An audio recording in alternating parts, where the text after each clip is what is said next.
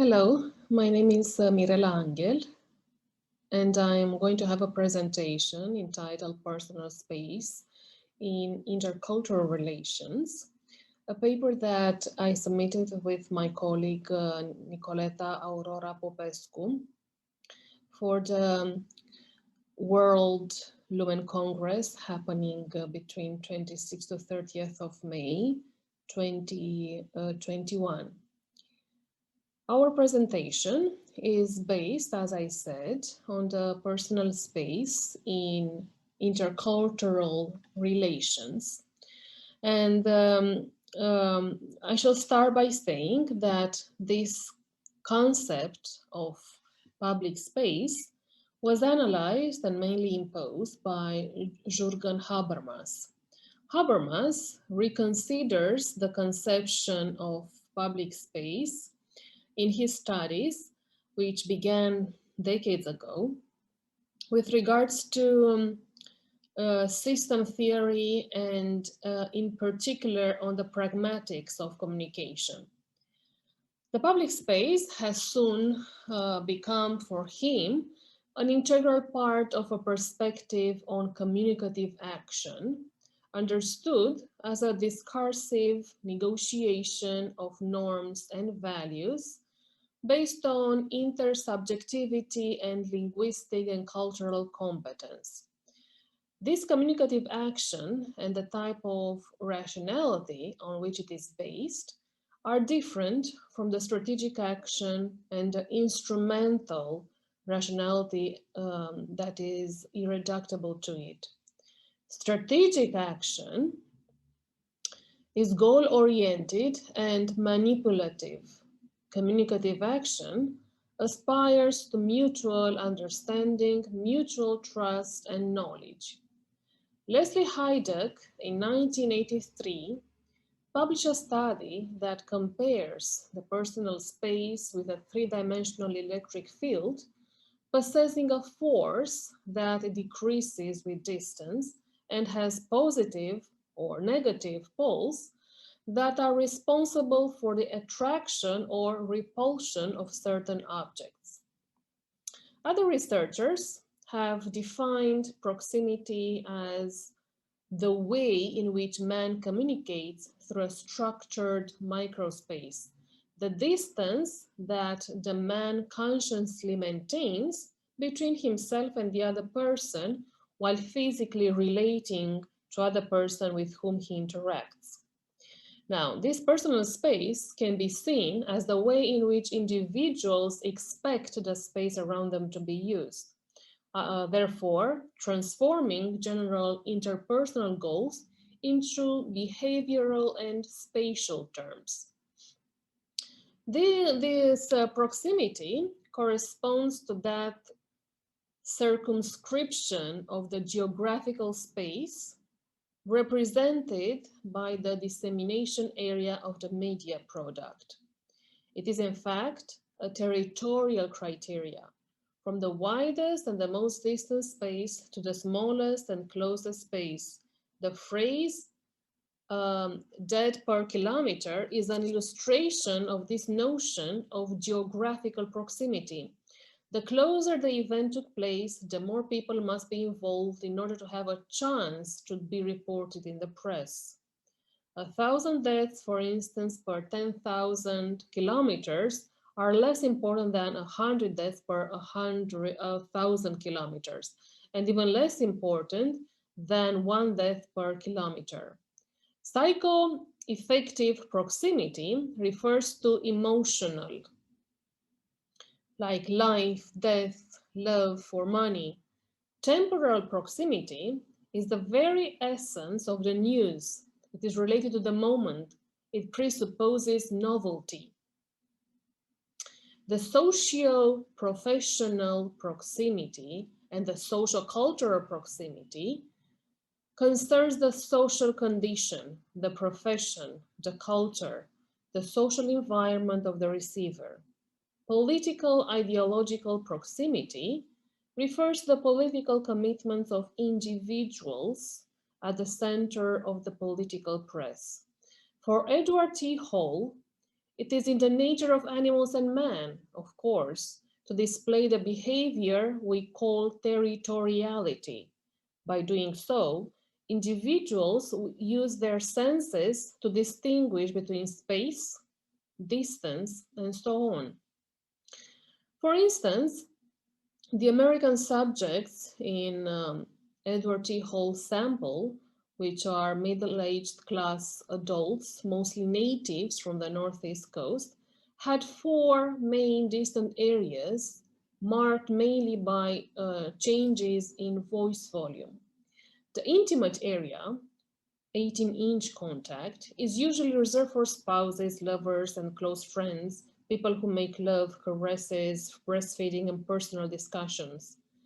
The personal area, from 18 inches to 4 meters, includes activities such as talking, gossiping, playing cards, and occasional interactions, being the territory of friends and acquaintances. Those whom the individual does not know very well are most often kept in the social area, which is from 4 to 10 meters. The area of the interviews, business and professional exchanges. The public area, which is beyond 12 meters, makes interpersonal communication almost impossible and often denotes a difference in status between speaker and listener, spatial changes, as says Edward T. Hall. And they give a certain nuance to communication, accentuated and sometimes may even go beyond the spoken word, increasing and changing the distance between people as they interact with each other is an integral part of the communication process. Study made by Hall highlights the relationship between culture and behavior, showing that there is a need for development that can be analyzed through experience and educational level. Hall does not generalize the results, but applies them only to the people he studied. It distinguishes between contact cultures and non-contact cultures.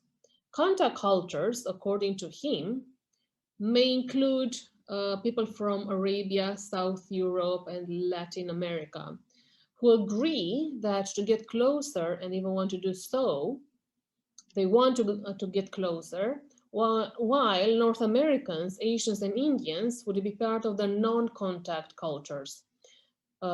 Contact avoiding approaching, huggings at meetings, and more space to feel at ease. So all these North Americans, Asians, and Indians would avoid this type of contact.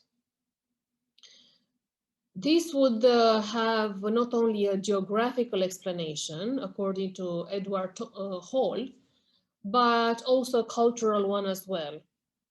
Selective analysis of some sensory data adds some things while filtering others, so the experience, as it is perceived through established sensory filters, is quite different from the experience seen through the eyes of another person. Moreover, cultural conditioning is quite difficult, if not impossible, to overcome. Cultural irrationality is well received in our lives, and because of the horseshoes imposed on us by culture, our view of the world does not normally transcend its limits, says Edward Hall in his book Beyond Culture. We are in fact defeated by the imposed cultural norms, he adds.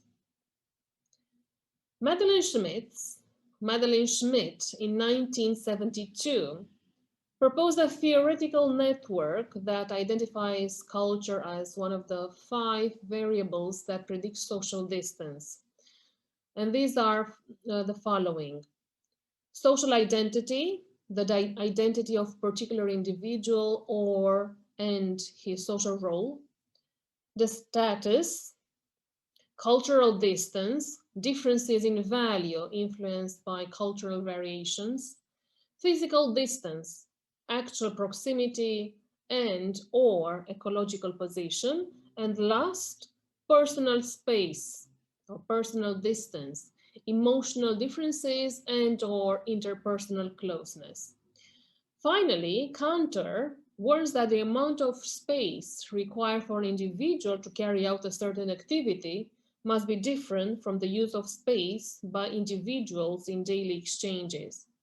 The mistakes of not separating those two has led some researchers to conclude that generalizations about the spatial requirements of individuals can only be made on the basis of a quick analysis of culture. Sociobiologists claim that we as human race are, at an individual or social level, the products of millions of years of adaptation and survival strategies. A society can change in positive or adaptive or negative non-adaptive ways, and these choices will seal our destiny. Thus, social distance or social assistance, affirmative action or spending that affects the budget deficit may be good for some, but bad for all, for the rest. Social survival is the key to all these consequences, if not the intentions of social change. Hear what Edward T. Hall thinks about the way space is perceived by one of the oldest peoples in Europe. He says Germans perceive their own space as an extension of their ego. We could take as a point of reference for this the term Lebensraum, which is impossible to translate because it synthesizes so many things.